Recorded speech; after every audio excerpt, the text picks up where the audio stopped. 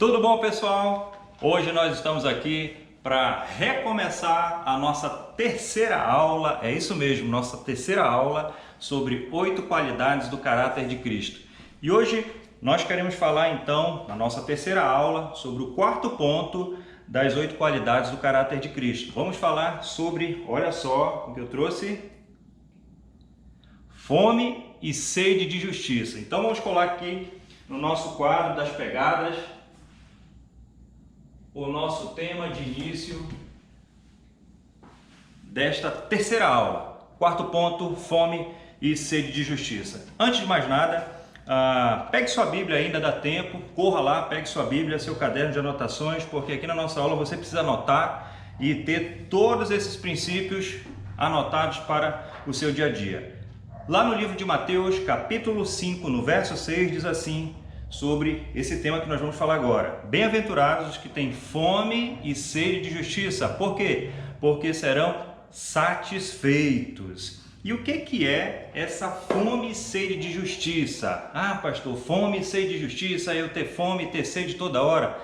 Não tem nada a ver com fome de comida nem sede de água. É algo muito mais precioso que a palavra de Deus nos traz, e eu quero aqui rapidinho simplificar para você. É o profundo desejo de conhecer a Deus intimamente, igual ou muito semelhante à forma que você quer conhecer a sua esposa, o seu marido, exatamente, intimamente, tá? E é o querer viver uma vida sempre correta, sempre pausada nos princípios de Deus, numa assertividade, mas não aquela assertividade que eu e você pensamos ter no dia a dia, uma assertividade que vem de Deus, uma coisa divina, algo que está explícito a fazer sempre o correto. Então, é querer viver uma vida correta, sem pecado, assim como Cristo viveu. E aí eu vou falar um pouquinho sobre a pessoa de Cristo, porque ele é o padrão que nós temos, você sabe bem, para aquilo que rege a nossa vida nova.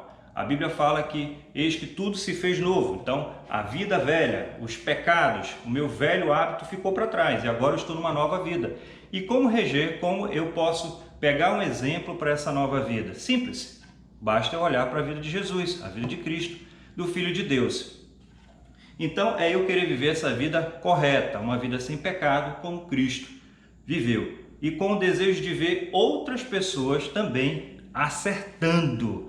Não somente eu. Na medida que você vai crescendo com Cristo, na medida que você vai crescendo com a palavra de Deus, na medida que você vai crescendo com a fome e sede de justiça, há uma satisfação interna dentro de você, dentro de nós, de querermos ver também essa justiça, essa sede a desenvolver nos nossos amigos, nos nossos familiares, dentro da nossa própria igreja. Esse desejo de querer viver uma vida acertadamente. E hoje, então, nós queremos aproveitar para falar sobre 3 pontos, tá? 3 pontos que compreendem as faces dessa justiça que nós estamos começando agora. Então, as 3 faces da fome e sede de justiça. Prepare a caneta, já? Está preparado? Prepare o seu caderno aí e vamos lá. Primeiro, fome e sede de Deus. Primeiro de tudo, se você não tivermos fome, sede de Deus, necessidade de Deus, assim como quando você está lá jogando aquele futebol, então você está naquela brincadeira, correndo no sol quente, já vai começar o nosso verão aqui na região norte, aí você tem aquela necessidade de tomar um gole de... você pensou que eu ia falar água, né? Não, aquele gole de Coca-Cola, não tem essa vontade?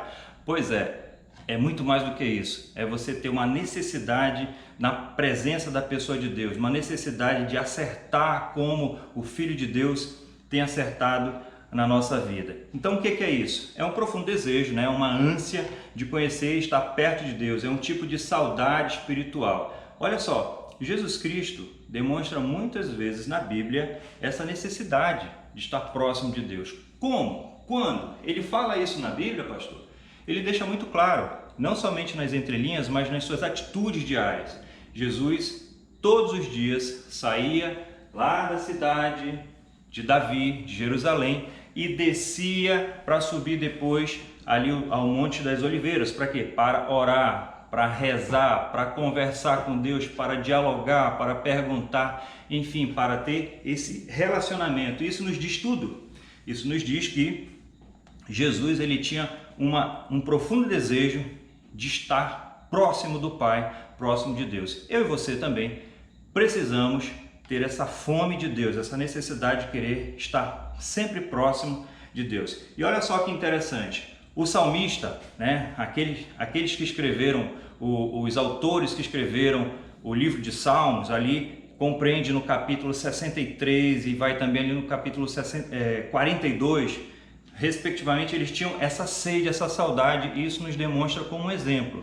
Deixa eu ler para você, abra sua Bíblia aí, se você tiver com ela aí próximo, lá no capítulo 63, vamos ler ali do versículo 1 ao versículo 5, para você entender mais ou menos como é que é essa sede, essa vontade de querer Deus. Olha só o que o salmista fala: ó Deus, Tu és o meu Deus. Nas suas orações, será que você começa as suas orações assim: ó Deus, Tu és o meu Deus? Ou só: ó Senhor, boa noite, bom dia, obrigado porque eu dormi, obrigado porque eu tenho comida. Olha só como o salmista começa, né? Ó Deus, Tu és o meu Deus. Eu te busco intensamente. A minha alma tem sede de ti, todo o meu ser, né? Ele anseia, ele deseja por ti, pela tua pessoa, numa terra seca. Isso dizendo da sua própria pessoa, da sua própria alma, que nós somos secos se nós não tivermos Deus na nossa presença. E o salmista ele coloca muito bem isso: numa terra seca, exausta e sem água. Quero contemplar-te no santuário e avisar o teu poder e a tua glória. O teu amor é o melhor do que a vida. Olha só, gente, que coisa bacana. O salmista está dizendo que o amor de Deus é melhor do que a própria vida. Você consegue entender isso? Por isso os meus lábios te exaltam e te bendirei enquanto viver. Em teu nome levantarei as minhas mãos. Bacana, né? E ele termina dizendo assim: a minha alma ficará satisfeita como de rico banquete. Agora há pouco, vindo para cá, para fazer essa aula bacana para você, né? Meu estômago começou assim a roncar e a gente passou num local ali que estava cheirando assim, sabe, saboroso, x-salada, já está me dando fome de novo. A minha alma desejou comer aquele x-salada, aquele sanduíche. É muito mais do que isso quando a gente anseia por esse rico banquete que é estar com Deus na nossa vida. E ele termina dizendo: como lábios jubilosos a minha boca te louvará. Amém? Aí olha só, no livro de João também, lá no capítulo 14, Jesus falou a saudade que ele, né, tinha dos discípulos, dos seus amigos, dos seus queridos que ele trouxe para conhecer esse Deus. Ele fala assim: depois de dizer isso, Jesus olhou para o céu e orou: Pai, chegou a hora, glorifica o teu Filho para que o teu Filho te glorifique.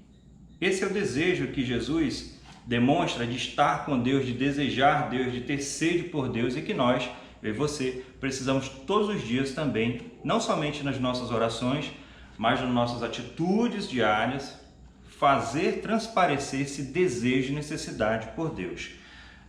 Lembre-se, saudade ela vem depois de intimidade. Não dá para ter saudade de uma namorada que você nunca teve intimidade. Não dá para ter saudade de um amigo se você nunca teve intimidade com ele. Quanto mais intimidade, mais saudade. Quanto maior a saudade, maior é o desejo de estar com aquela pessoa. E nós estamos falando então da pessoa de Deus. Agora, uma observação para você aí esclarecer mais ainda essa nossa aula. Fome e sede de Deus tem dois aspectos. Vai anotar? Segura aí. Primeiro, o filho que anseia conhecer melhor o pai.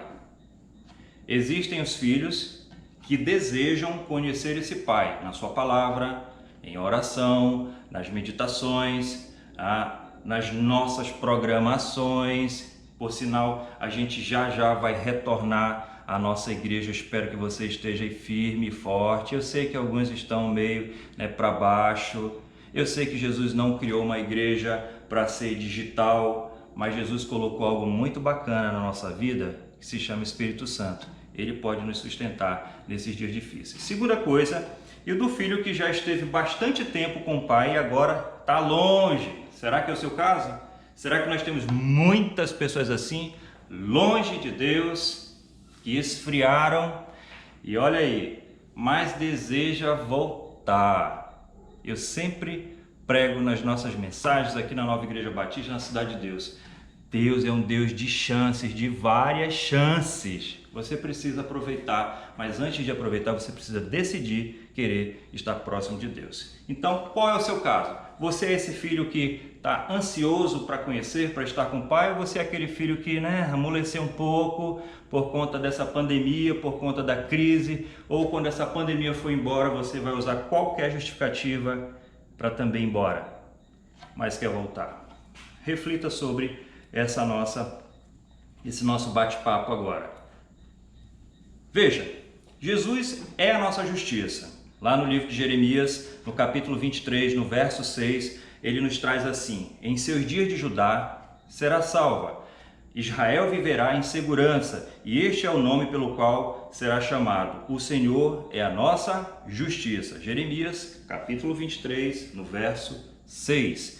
E também ele deixa claro em 1 Coríntios, no Novo Testamento, ali no capítulo 1, a partir do verso 30, ele traz aqui para a gente entender melhor: é porém por iniciativa dele que vocês estão em Cristo Jesus, o qual se tornou sabedoria de Deus para nós, isto é, justiça. A sabedoria de Deus é justiça. Se estivermos ligados com o Pai, nós teremos sabedoria e, por consequência, a justiça estará nas nossas atitudes. Você está entendendo como é que é essa fome e sede de justiça? É viver sempre na correção, não na correção disciplinar, mas na correção de atitudes de Deus. E Jesus Cristo vem na pessoa de homem nos ensinar, nos dar ali o exemplo de como viver uma vida correta. Agora, como saciar a fome e sede que você tem de Deus? A gente já falou que é necessário que nós estejamos com o Pai, né? Agora, como saciar essa fome e sede que nós temos de Deus? Primeiro, consciência da presença constante de Deus. É você ter consciência de que Deus, Ele existe, de que Ele é presente, de que Ele ouve você e, principalmente, de que Ele sabe o que passa nos seus pensamentos, sem mesmo você ter dito isso a Ele ou alguém. Isso é ter consciência da presença de Deus. É você, em qualquer situação, seja alegre, seja triste, seja em crise, seja em bonança, você crê que Deus existe por conta das Escrituras, não por conta de uma falácia, de conversas tolas, de uma historinha. Não, você crê convictamente de que Deus existe. Segunda coisa, em oração, você ter franqueza, ter sinceridade naquilo que você conversa, porque orar é conversar, orar é se relacionar com Deus. Então, quando você ora, você está dizendo: cara, eu tenho certeza que Deus existe, por isso eu converso com Ele, e é por isso que eu oro. E a terceira coisa é você meditar, a meditação. A meditação é você entender aquilo que você lê. Eu costumo dizer sempre, nas nossas antigas aulas de Um com Deus, que agora são novas aulas de Um com Deus, por sinal você precisa se inscrever, procurar o nosso CENIB Criativo e ver quando é que vai começar a nossa próxima aula de Um com Deus, se inscrever, tá bom? E eu digo assim, ter um tempo para meditar não é quando você pega a sua Bíblia e você deita na cama para cochilar, porque a Bíblia não foi feita por Deus para te fazer dormir. Ela foi feita por Deus para que você acorde, para que você seja transformado por aquela palavra. Então, olha só esses 3 pontos bacanas. Consciência da presença de Deus, é você entender que Deus existe a qualquer hora, em qualquer momento, em qualquer situação. 2, orar, conversar com Ele, se relacionar. 3, meditar, entender o que você está lendo, mastigar aquilo ali. Como nas aulas de Um com Deus a gente ensina, ruminar. Ruminar é aquele processo alimentar que o boi, que o bovino faz, de ficar ali mastigando aquele chiclete de capim até que todas as substâncias sejam extraídas para alimentar a sua corrente sanguínea. Agora vamos para o ponto 2 da nossa aula, tá? Fome e sede de fazer a vontade de Deus. O que é isso? É um profundo desejo, né, de viver uma vida correta, sem pecado, fazendo a vontade daquele que nos criou. E olha a dica que eu vou dar para você aqui nesse momento. Como saciar fome e sede você tem que fazer a vontade de Deus? Duas coisas aqui simples que eu separei. Primeiro, praticar as escrituras. Tem muito irmão, tem muito crente, tem muita gente aí, tem muito evangélico que lê demais a Bíblia e isso é excelente.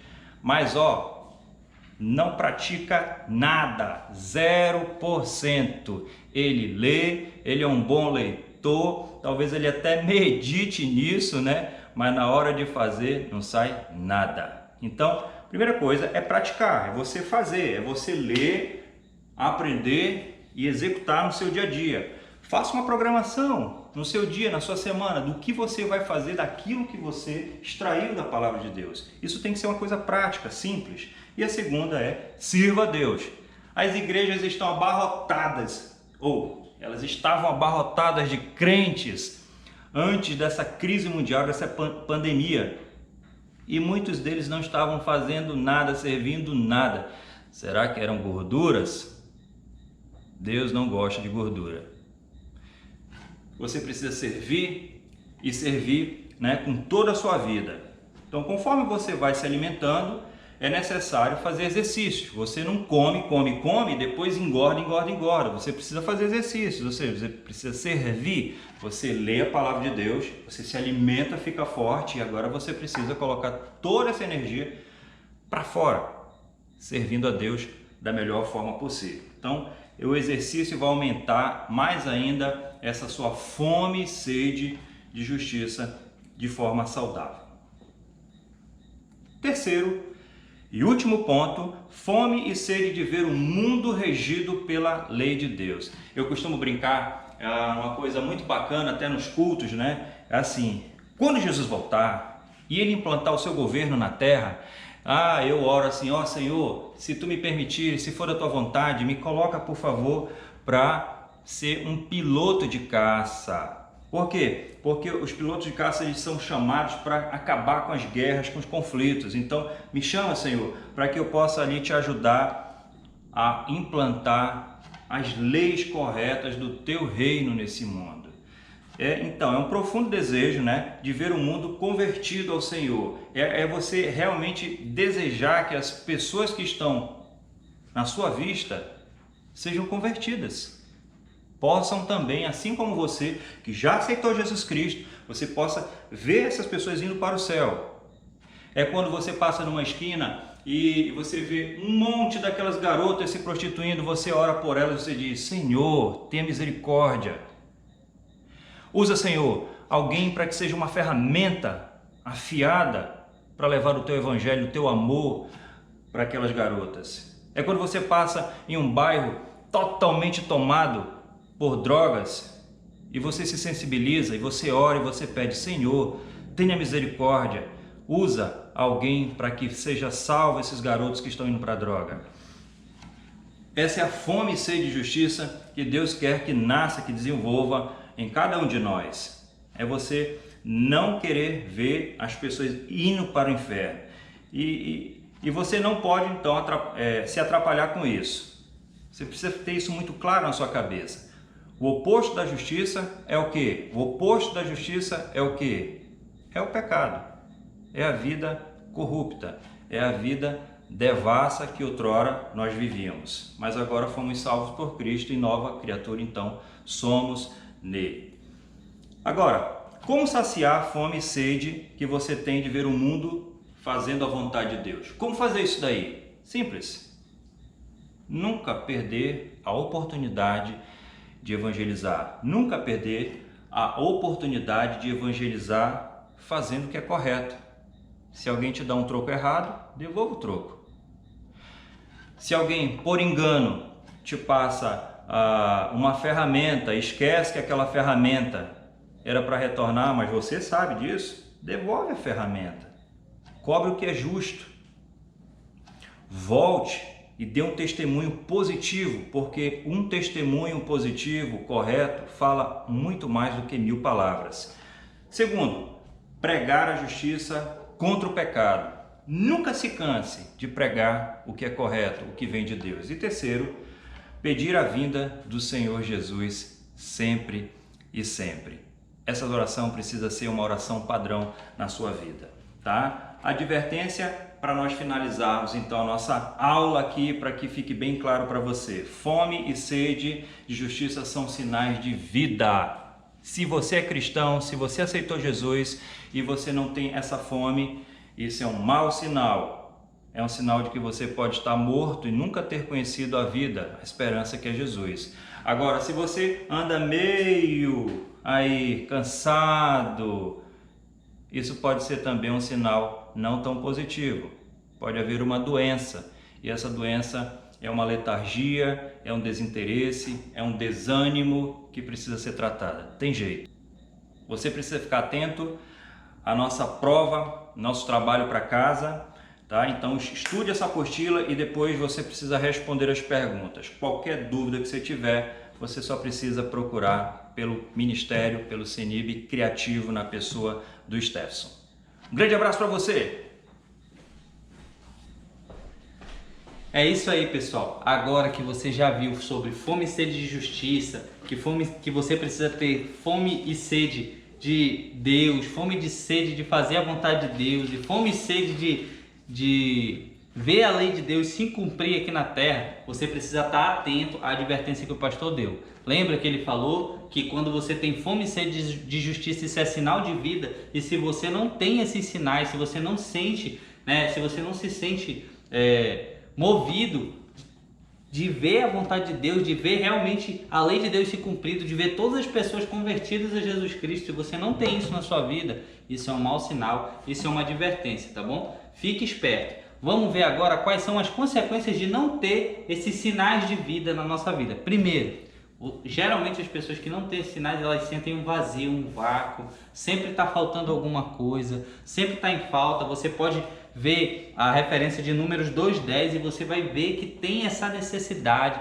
realmente de você sentir que Deus precisa fazer parte da sua vida e que todas as outras coisas que são pecaminosas, que são pecado, lembra que o quanto mais pecaminoso, mais distante da justiça de Deus, mais distante da vontade de Deus, mais pecado, mais distante da vontade de Deus. Então, se você não tem esses sinais, provavelmente você está na parte mais distante da justiça de Deus, tá?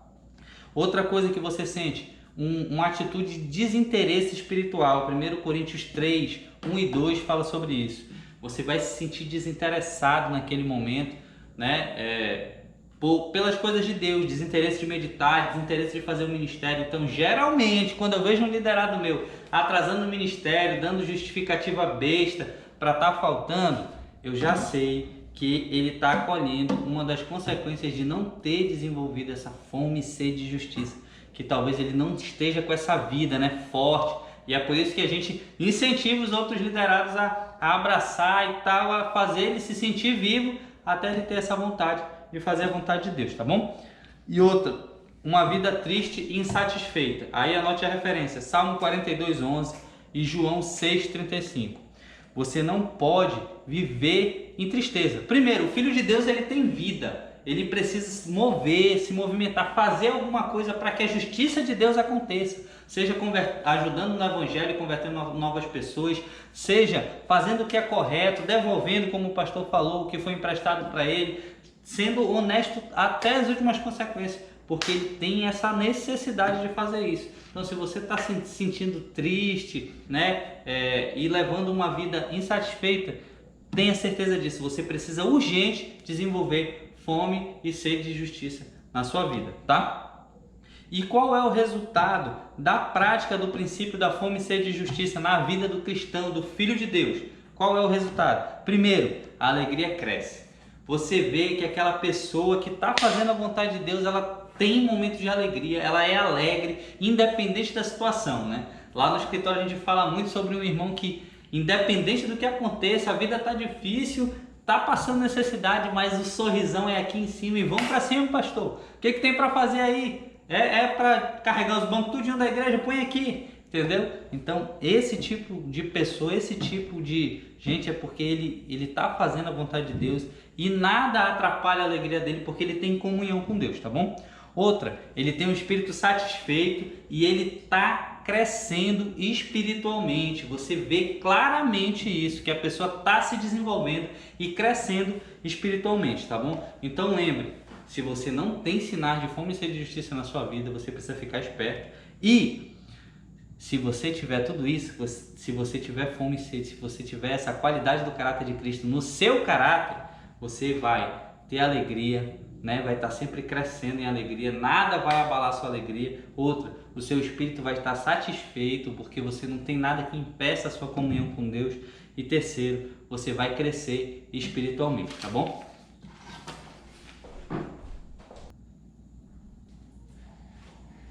É isso aí, e agora nós vamos para a nossa próxima qualidade do caráter de Cristo. Mas antes de nós irmos para a próxima qualidade, nós vamos fazer uma rápida revisão para ver os passos que nós já seguimos aqui. Nós passamos por pobre de espírito, choro espiritual, mansidão, fome e sede de justiça que vocês acabaram de ver. E agora vocês vão ver misericórdia.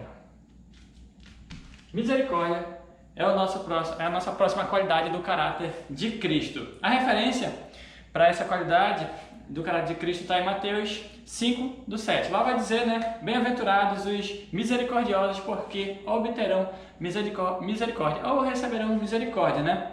E o que significa misericórdia? Misericórdia é o nosso amor sincero na prática. É aquilo que nós fazemos para alguém. É a ação que vai provar o nosso amor. Às vezes a gente confunde muito misericórdia com sentimentos, com compaixão, com tristeza. Se alguém está precisando de alguma coisa, você às vezes a gente fica triste, né? Às vezes a gente fica pensando na pessoa, mas não é isso. Misericórdia não é o nosso sentimento que nós temos de pena, de compaixão por alguém. É a ação que nós vamos ter para ajudar aquela pessoa. É o que nós vamos fazer na prática para ajudar aquela pessoa que está precisando de ajuda. Então, isso é misericórdia. Não confunda com os nossos sentimentos, aquilo que nós temos de sentimentos por outro, ok? Misericórdia é o nosso amor na prática. Agora nós vamos ver algumas características de uma pessoa misericordiosa. Nós vamos tirar essas características todas lá da parábola do bom samaritano, ou do samaritano, né? Alguns não gostam do termo bom. Lá da parábola do samaritano. Eu vou fazer um rápido resumo dessa parábola para vocês terem noção dessa parábola que Jesus conta. E daí nós vamos tirar esses princípios, essas características do misericordioso. Vamos lá. O que aconteceu nessa parábola? O que Jesus conta? Tinha um homem que estava saindo de Jerusalém em direção a Jericó. E no meio desse caminho, ele estava indo por uma estrada, né? As cidades se ligavam naquela época por estrada, através de estrada, como hoje também. Só que hoje nós temos outros meios para chegar em outra cidade. Então, esse homem estava saindo de Jerusalém em direção a Jericó. O que aconteceu? No meio do caminho, surgiram uns assaltantes, tomaram tudo dele, espancaram ele, deixaram ele todo lascado no meio daquela estrada. Depois que ele ficou lá, os assaltantes foram embora, veio um sacerdote. O sacerdote vinha andando naquela estrada, quando viu aquela pessoa caída lá, aquela pessoa toda lascada, o que ele fez? Simplesmente atravessou para o outro lado da rua e continuou o caminho dele. Depois do sacerdote, veio um levita. E adivinha o que o levita fez? A mesma coisa que o sacerdote. Olhou aquele cara na rua, caído, ensanguentado, todo lascado, e o que ele fez? A mesma coisa, atravessou para o outro lado da rua e seguiu o caminho dele. Depois desse levita veio o samaritano. E o que esse samaritano fez? Esse samaritano foi lá até aquela pessoa, ajudou ela, tratou das feridas dela, levou ela para uma hospedaria, pagou a hospedaria e cuidou daquela pessoa. Então, essa basicamente é a história da parábola do samaritano, para quem não conhece. E nós vamos tirar esses princípios, né? Essas características do misericordioso dessa história. Então preste atenção. Olha só, primeira característica que nós aprendemos com essa história é que um misericordioso, uma pessoa que é misericordiosa, ela não faz diferença entre pessoas. e ela também perdoa os seus ofensores. Olha só, uma observação que eu vou fazer sobre os samaritanos e os judeus. Os judeus e os samaritanos, eles se odiavam. Eles não gostavam um do outro, eles se tratavam muito mal. Um odiava o outro. E o samaritano, o que é que ele fez? Ele simplesmente deixou todo o ódio, toda a raiva que ele tinha daquela pessoa, daquele judeu, e simplesmente amou aquela pessoa. Ou seja, o ódio que ele tinha por aquela pessoa era menor do que o amor que ele teve por ela. E outra coisa que eu acabei de falar, ele simplesmente perdoou as ofensas, as ofensas que ele tinha com aquela pessoa, as diferenças que ele tinha com aquela pessoa, ele simplesmente deixou de lado e amou e foi misericordioso a si mesmo com aquela pessoa. Então a nossa primeira característica do misericordioso é que ele não faz diferença entre as pessoas e ele perdoa os seus ofensores, né? Aquelas pessoas que ofendem ele. E por que nós devemos perdoar as pessoas que nos ofendem? Porque, primeiro, nós não perdoamos as pessoas porque as pessoas merecem o nosso perdão, porque elas merecem. Nós perdoamos as pessoas porque Deus nos perdoou primeiro. Lá em Mateus 18:33, Jesus vai contar a parábola do credor incompassivo. O que ele fala nessa parábola? Olha só. Na parábola existe um senhor e existe vários servos desse senhor. Certo dia, esse senhor decide que ele tem que fazer as contas, ele tira um momento para fazer as contas, né, com aquelas pessoas. E aí ele começa a ver o que cada um deve para ele. Tinha uma pessoa lá que devia muito, tinha uma dívida muito grande com aquele senhor. E o que esse cara fez? Aquele servo fez? Na hora ele se prostrou, aquele senhor, ele pediu misericórdia e aquele senhor perdoou toda a dívida que ele tinha. Tudo foi perdoado. E o que ele fez depois disso? Existia outra pessoa que devia a ele também, aquele servo, né? Uma pessoa que devia a ele, o que ele fez? Ele foi lá, cobrou, aquela pessoa não tinha como pagar e ele mandou a pessoa para a cadeia, a si mesmo. E depois o senhor dele chega até ele e diz: eu não perdoei a tua dívida, por que você não perdoou a dívida do seu próximo? Então o que Jesus estava querendo ensinar com essa parábola? Ele estava querendo ensinar que nós devemos perdoar as ofensas dos nossos inimigos, do nosso próximo. Por quê? Porque ele nos perdoou primeiro, antes. Então nós não perdoamos por causa da pessoa, nós perdoamos por causa de Deus. Quando nós tivermos dificuldade de perdoar alguém, lembre de tudo que Deus fez por nós, de todo o perdão que Ele nos deu, da misericórdia que Ele teve com as nossas vidas, e assim também nós devemos passar isso para as próximas pessoas, para as outras pessoas ao nosso redor. Ok? Então, essa foi a primeira característica de uma pessoa misericordiosa, né? E agora nós vamos para a segunda característica. Uma pessoa misericordiosa, ela não perde a oportunidade para ajudar, ela não deixa para depois. Lá em Provérbios 3, do 25 na verdade, deixa eu confirmar aqui, Provérbios 3, do 27 ao 28, vai dizer o seguinte: se uma pessoa chega até a gente, um irmão chega até a gente pedindo uma ajuda e nós podemos ajudar no momento, nós devemos dizer para ela: volte amanhã que eu lhe ajudo. Se nós podemos ajudar naquele momento, nós temos que ajudar naquele momento. Olha só, aquele samaritano provavelmente ele tinha família, ele tinha compromissos, ele tinha outras coisas para fazer, mas ele aproveitou aquele momento. Ele poderia passar, seguir o caminho dele e dizer: depois eu volto para ajudar. Não, ele ajudou naquele momento, ele deixou o que ele tinha que fazer para depois e ajudou aquela pessoa naquele momento. Então, o que nós aprendemos com isso? Nós aprendemos que uma pessoa que tem uma característica de misericordioso, a segunda característica do misericordioso, né, é uma pessoa que aproveita a oportunidade quando tem para ajudar o irmão. E ela não deixa para depois. Se ela pode ajudar no momento, ela vai e ajuda naquele momento. Ela não deixa para depois, não deixa para outro dia, não deixa para outra semana ou para outro mês.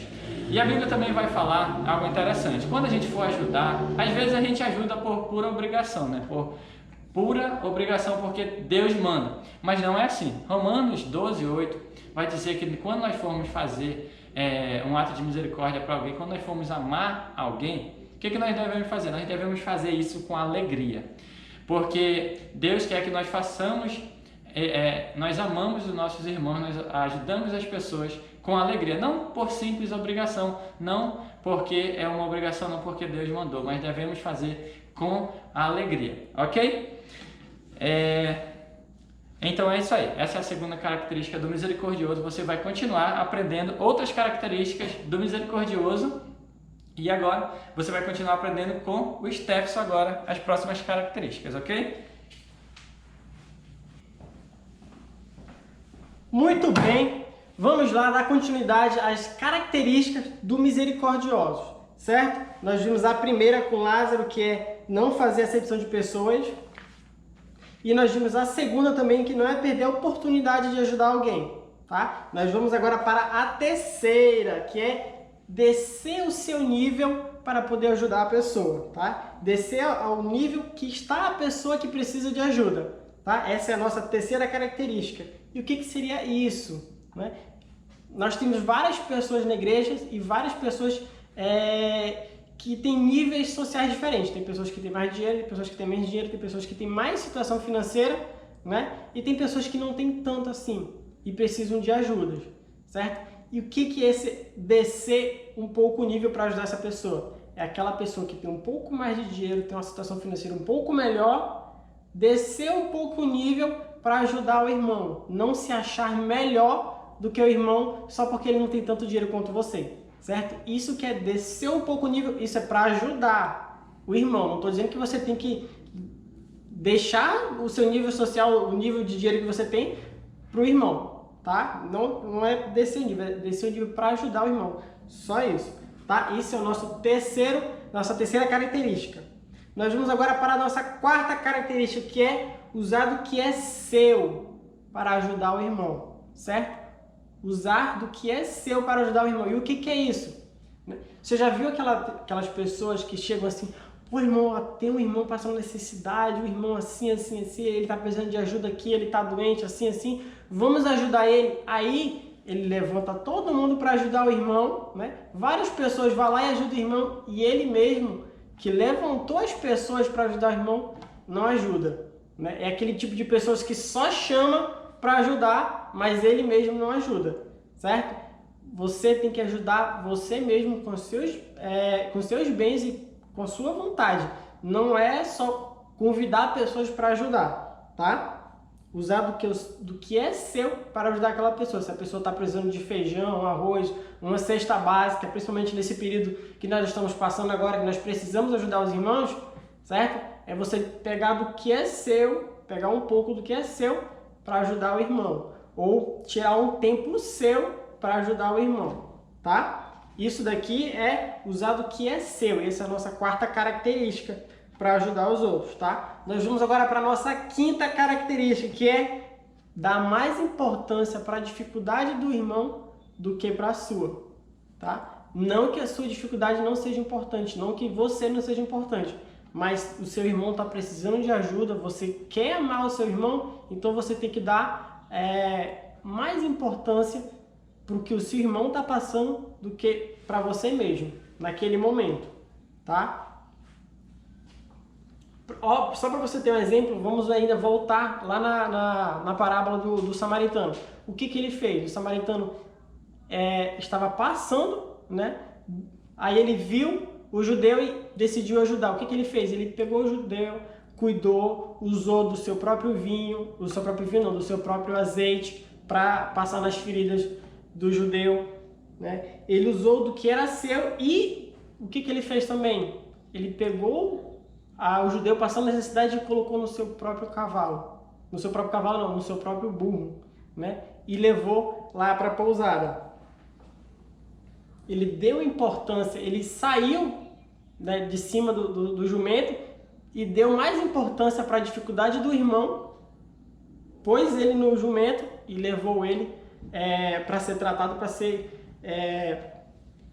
ser ajudado melhor na pousada, no local lá que ele ia ficar. E a nossa sexta e última é o seguinte: tomar para si a responsabilidade sem esquecer suas próprias prioridades. E a gente vê nessa parábola do samaritano que ele pegou o judeu doente, colocou no seu burro, levou lá no local para ser tratado, deu 2 moedas de denário, né, para a pessoa responsável pela pousada lá cuidar do enfermo, do judeu enfermo. E o que ele fez? Ele foi fazer as suas obrigações, né? Não que ele tenha esquecido, tenha passado a responsabilidade de ajudar a pessoa para outra pessoa. Não, ele tirou do seu dinheiro e deixou a pessoa cuidando enquanto ele ia fazer suas obrigações, enquanto ele ia trabalhar, enquanto ele ia trazer seu sustento e sustentar sua família, tá? Ajudar o irmão sem esquecer as coisas que você tem que fazer, as atividades que você tem que fazer, as suas obrigações, tá bom? E aqui nós vemos o que é o amor de verdade, né? Nessa parábola e nesses 6 princípios, nós vemos o que é o amor de verdade. O amor de verdade é o que? Dar a vida, né? Fazer algo. Amor e misericórdia são iguais. O amor é a misericórdia estando em ação, certo? A misericórdia é o seu amor em ação, tá bom? O amor é a prova da nossa fé e a misericórdia é a prova do nosso amor pelos nossos irmãos, tá? Mas só um adendo aqui, só para você ficar... ter isso e tomar cuidado. Nós devemos tomar cuidado também com as pessoas aproveitadoras que tentam se aproveitar do nosso amor, da nossa misericórdia para ter proveito disso, tá? Então tome muito cuidado também com essas pessoas, mas não deixe de ajudar de forma alguma as pessoas que necessitam, que precisam de ajuda, só porque você tem desconfiança ou... não sei, você prefere não ajudar porque ela pode ser uma aproveitadora, tá? Não deixe de ajudar, mas ainda assim fique como diz o ditado, né, de orelha em pé, para saber se essa pessoa é uma pessoa íntegra e que realmente precisa de ajuda, tá bom? Nossa aula acaba aqui, nossa aula tá super curta, mas ainda assim tá super legal, tá bem divertida e tá bem proveitosa. Mas eu tenho um recado para você, ó. Essa daqui é a nossa apostila, tá bom? Deve estar aparecendo para você em algum lugar além dessa que eu estou segurando, tá? Essa é a nossa apostila. Se você quiser essa apostila, tem no link aqui embaixo, tá bom? Baixe ela. Durante a aula, esteja com ela na mão para você fazer as suas anotações, para tirar suas dúvidas, tá? E nessa apostila, nós temos algumas atividades que você tem que fazer, algumas atividades para você preencher e para reter mais o seu conhecimento e para melhorar mais o seu entendimento da aula, tá bom? Então aproveite essa apostila porque a gente vai cobrar essa apostila lá no final dessa rodada, lá no final, lá na 6ª aula a gente vai cobrar toda essa apostila preenchida. Então a sua prova, olha só que legal, a sua prova vai ser preencher toda essa apostila e estudar toda essa apostila. Tá bom? Então você já está com a apostila na mão e é só preencher e continuar com ela acompanhando as aulas, tá bom? É isso. É isso. Um bom proveito da aula para você, que você tenha gostado e até a próxima aula.